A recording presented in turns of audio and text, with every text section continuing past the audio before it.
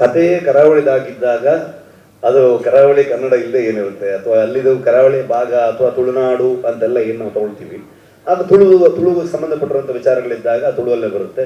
ಕರಾವಳಿ ಕನ್ನಡದ ಕಥೆ ಆಗಿರೋದ್ರಿಂದ ಅದು ಕರಾವಳಿ ಭಾಷೆಯಲ್ಲಿ ಇರುತ್ತೆ. ಅಂದ್ರೆ ಸಾವಿರಾರು ವರ್ಷಗಳ ಹಿಂದಿನ ಕಥೆ ಆಗಿರೋದ್ರಿಂದ ಕನ್ನಡ ಆಗು ಕೂಡ ಹಾಗೆ ಇತ್ತಾ, ಅಥವಾ ಅದಕ್ಕೆ ರೆಫರೆನ್ಸ್ ಇದೆಯಾ ಅಂತ?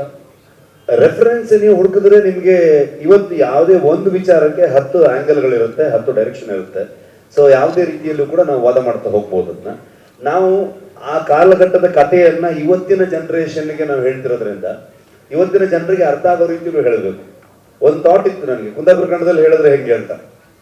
ಅವಾಗ ಅದು ಹೆಚ್ಚು ಜನರಿಗೆ ಅದು ಅರ್ಥ ಆಗದೆ ಹೋಗ್ಬೋದು, ಬರೀ ಕುಂದಾಪುರ ಭಾಗದವ್ರಿಗೆ ಅಥವಾ ಕುಂದಾಪುರ ಭಾಗದವ್ರ ಪರಿಚಯ ಇರೋರಿಗೆ ಅರ್ಥ ಆಗ್ಬೋದೇನೋ.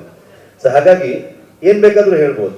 ಆದ್ರೆ ಇವತ್ತಿನ ಜನರೇಷನ್ಗೆ, ಇವತ್ತಿನ ಜನರಿಗೆ, ಇವತ್ತಿನ ಪ್ರೇಕ್ಷಕರಿಗೆ ಅದು ಅರ್ಥ ಮಾಡಿಸ್ಬೇಕು ಅಂತಂದಾಗ ಒಂದು ಸಿನಿಮ್ಯಾಟಿಕ್ ಲಿಬರ್ಟಿಯನ್ನು ತಗೊಳ್ತೀವಿ ನಾವು, ಇಲ್ಲ ಅಂತಲ್ಲ.